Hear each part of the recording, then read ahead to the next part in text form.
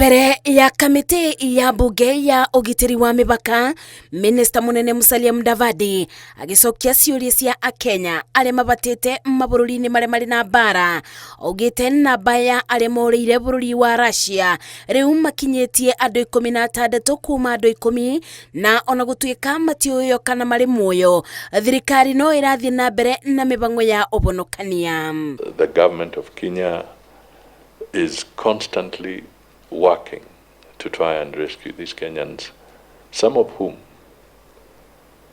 have deliberately found themselves in these areas.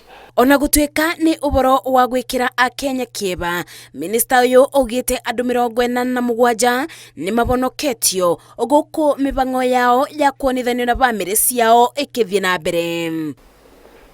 In Myanmar, from 2022 to 2026, over 751 Kenyans have been rescued.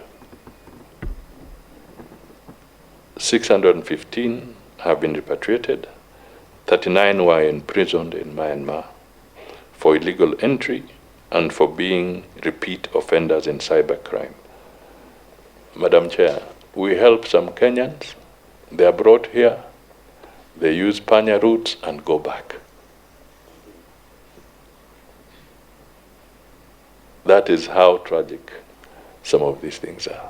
Gikundi gĩa kũrũĩrĩra iboto cia ũmũndũ kĩa Voco Africa gĩkĩregana na riboti cia thirikari iria ciugĩte atĩ gĩcunjĩ kĩa Akenya kĩathire bũrũri-inĩ wa Russia na njĩra ya ngungo. Gĩkundi gĩkĩ kiugĩte kĩeba nĩ kuona atĩ endwa ao arĩa mathire bũrũri-inĩ ũcio mabenirio marathi mawĩra mangĩ ta ma ũtereba na matekũmenya makĩingĩrio rũbonge-inĩ rwa mbirarũ. As voices of many families whose lives have been shattered by the painful reality that our sons were lured, deceived, and ultimately abandoned in a foreign war far from home. Actually, my son went to be a driver, of which I can confirm he went there as a driver. So if they are talking of contract, I can ask him if let's say if he's a Russian guy came here and he was promised to work as a driver, and then he has been put to the military.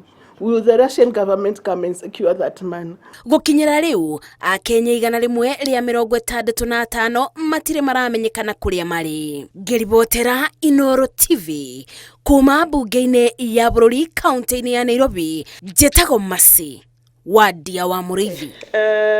Sorry, Prime Cabinet Secretary.